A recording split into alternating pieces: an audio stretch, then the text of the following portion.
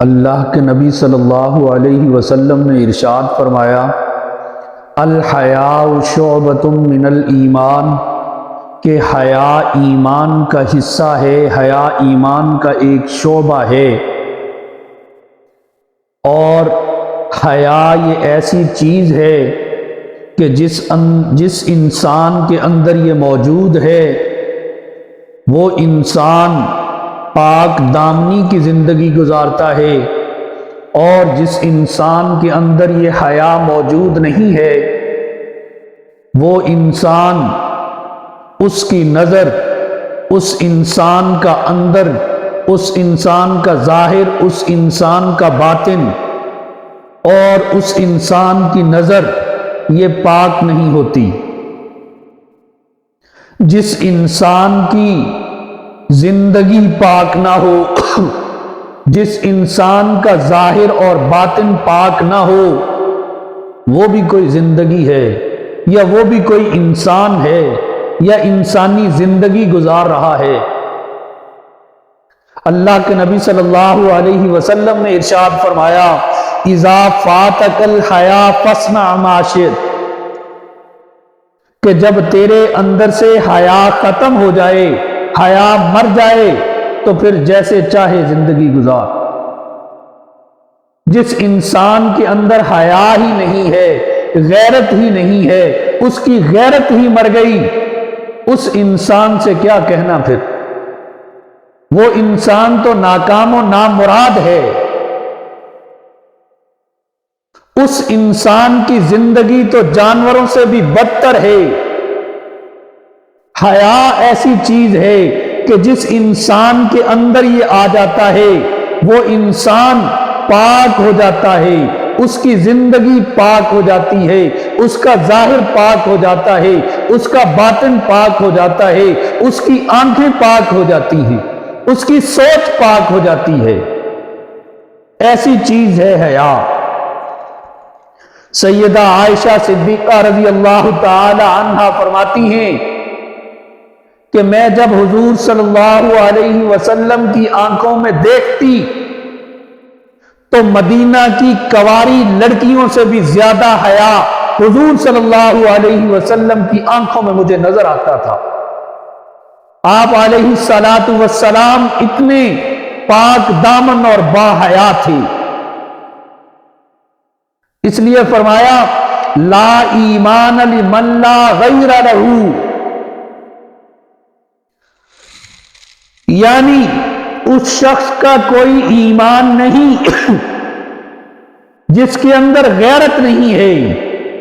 انسان کا غیور ہونا، انسان کا غیرت مند ہونا، یہ حیا کے ساتھ تعلق رکھتا ہے۔ جب انسان غیرت مند ہو جاتا ہے تو وہ بے حیائی اور فحش کاموں سے رک جاتا ہے، وہ گناہوں سے پاک زندگی گزارتا ہے۔ فرمایا الغیرۃ من الایمان، کہ غیرت تو ایمان کا حصہ ہے، غیرت ایمان کا حصہ ہے۔ ارشاد فرمایا انا اغیر ولد آدم، کہ میں تمام اولاد آدم سے زیادہ غیرت مند ہوں۔ اللہ کے نبی صلی اللہ علیہ وسلم فرما رہے ہیں کہ تم جتنے بھی انسان ہو، تمام اولاد آدم، ان سب سے زیادہ غیرت مند میں ہوں۔ واللہ اغیر منی، اور اللہ رب العزت تو مجھ سے بھی زیادہ غیرت مند ہیں۔ میرے محترم دوستو، دیکھیں شریعت نے حیا کے اوپر کتنا زور دیا ہے۔ جب انسان خود حیا باز ہوگا، پاک باز ہوگا، جب اس کی آنکھ میں شرم و حیا ہوگی تو اس کا گھر بھی محفوظ رہے گا۔ جب آپ کسی کی طرف میلی آنکھ سے دیکھو گے تو کل کو تمہارے گھر کی طرف بھی کوئی میلی آنکھ سے دیکھے گا۔ جب تم کسی کی طرف انگلی اٹھاؤ گے، جب تم کسی کی طرف غلط نظر اٹھاؤ گے تو کل کو تمہارے گھر کی طرف بھی کوئی انگلی اٹھے گی، کوئی غلط نظر اٹھے گی۔ لہذا انسان کو چاہیے کہ وہ پاک بازی والی زندگی گزارے۔ شریعت نے انسان کو پاک دامنی والی زندگی گزارنے کا کہا ہے، اور پاک دامنی والی زندگی گزارنے والے انسان کو شریعت نے پسند فرمایا ہے۔ اس لیے شریعت نے تعلیم دی ہے، مرد کو علیحدہ تعلیم دی، عورت کو علیحدہ تعلیم دی کہ کیسے پاک باز اور پاک دامنی والی زندگی گزارنی ہے۔ عورت کو بتلا دیا کہ بغیر کسی شرعی عذر کے گھر سے باہر نہیں نکلنا، اور اگر نکلنا بھی پڑ جائے گھر سے باہر تو با پردہ ہو کر نکلنا ہے، اپنے آپ کو چھپا کر نکلنا ہے، اور جب تم بازار میں گلی میں چلو تو راستے کے ایک طرف ہو کر چلو، اور ایسا لباس پہن کر مت نکلو کہ جس سے غیر محرم کی نظر تمہاری طرف اٹھے۔ شریعت نے اتنی تاکید کی ہے۔ پھر جو بے پردہ ہو کر عورتیں باہر نکلتی ہیں ان کو سختی سے منع فرمایا، اور فرمایا رب قاسیۃ عاریۃ یوم القیامہ، وہ عورتیں جو بے پردہ ہو کر گھروں سے باہر نکلتی ہیں، اللہ رب العزت روز محشر ان کا حشر یہ کریں گے کہ ان کو برہنہ کر کے جہنم میں دھکا دلوا دیں گے۔ ایسا کیوں؟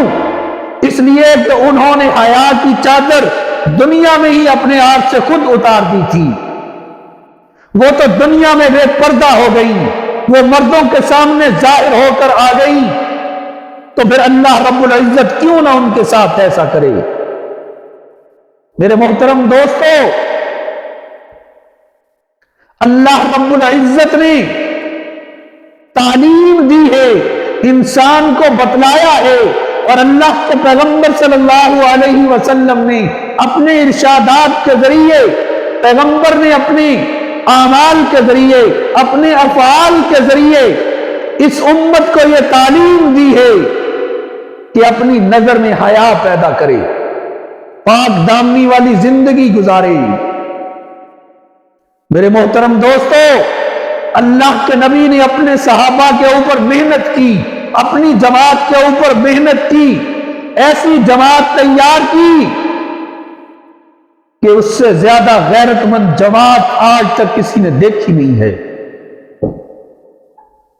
مسلمانوں کا لشکر جاتا ہے، یہودی کیا کرتے ہیں کہ کیسے ان کو بہلایا جائے، کیسے ان کو ورگلایا جائے، کیسے ان سے ان کے اللہ کی مدد کو دور کیا جائے، وہ اپنی عورتوں کو برہنہ کر کے بازار میں کھڑا کر دیتی ہیں۔ سالار لشکر اپنی جماعت کو حکم دیتا ہے کہ اللہ رب العزت نے قرآن میں فرمایا ہے کہ اپنی نظروں کو نیچا کر لو، چنانچہ وہ پورا لشکر اپنی نظریں جھکا لیتا ہے، اور ان کی طرف نظر اٹھا کر کوئی ایک سپاہی بھی نہیں دیکھتا۔ جب وہاں سے گزر جاتی ہیں، اپنے شہر پہنچتی ہیں، لوگ پوچھتے ہیں کہ اس شہر کی آپ نے عمارتیں دیکھی کہ کتنی بلند تھی؟ تو انہوں نے کہا کہ ہمیں تو امیر نے حکم دیا تھا کہ اللہ نے یہ فرمایا ہے کہ اپنی نظریں نیچے رکھو، ہم نے تو اپنی نظریں اٹھائی ہی نہیں، ہمیں کیا پتا کہ ان کی عمارتیں کیسی تھیں، چاہے کہ ہم ان عورتوں کو دیکھیں۔ میرے محترم دوستو، انہوں نے اپنے نفس کے اوپر اتنی محنت کی، اپنے آپ کو اللہ اور اس کے رسول کے حکم کے مطابق ڈھال لیا۔ سیدنا فاروق اعظم رضی اللہ تعالی عنہ کے دور میں یمن سے ایک عورت چلتی ہے اور مدینہ منورہ میں آتی ہے، اور پورے راستے میں اسے کوئی تکلیف نہیں ہوتی۔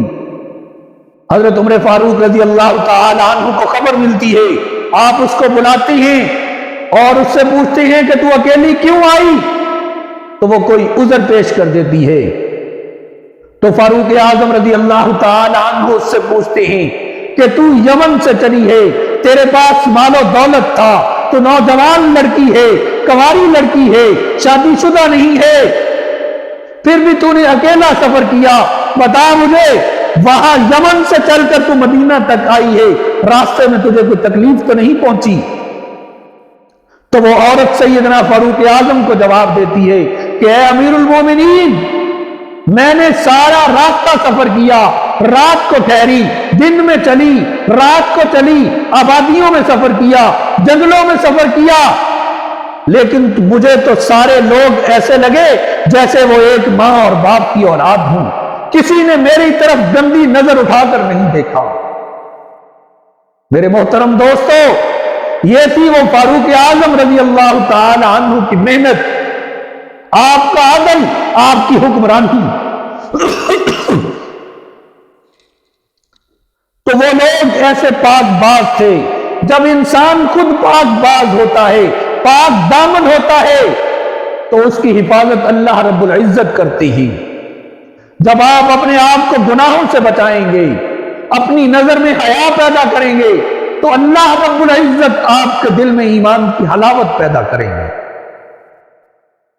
حضرت امام اعظم ابو حنیفہ رحمت اللہ علیہ ایک مرتبہ گزر رہے ہیں، ایک حمام کے پاس سے اندر سے ایک آدمی نکلا نہا کر، اس نے کپڑا باندھا ہوا تھا، تہمد اس طرح باندھی کہ گھٹنوں سے اوپر تھی، یعنی جو پردے کا حصہ تھا جو شریعت نے بتلایا ہے مرد کو کہ یہاں تک تو نے پردہ کرنا ہے، اس سے اوپر اس نے کپڑا باندھا ہوا تھا، وہ حصہ نظر آ رہا تھا۔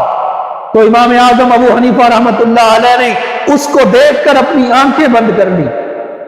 وہ آدمی ان کے پاس آیا اور کہنے لگا نعمان تو کب سے اندھا ہو گیا؟ تو حضرت امام اعظم ابو حنیفہ رحمت اللہ علیہ نے جواب دیا کہ جب سے تیرے اندر سے حیا رخصت ہو گئی اس وقت سے نعمان بھی اندھا ہو گیا۔ میرے محترم دوستو، یہ حیا انسان نے خود پیدا کرنی ہے۔ جب تک ہم اپنی نظر میں حیا پیدا نہیں کریں گے، ہمارے دل صاف نہیں ہوں گے۔ انسان کے دل پہ اثر رکھنے والی سب سے پہلے چیز نظر ہے۔ جب نظر کے اندر حیا پیدا ہوگی تو دل کے اندر بھی پاک دامنی پیدا ہو جائے گی۔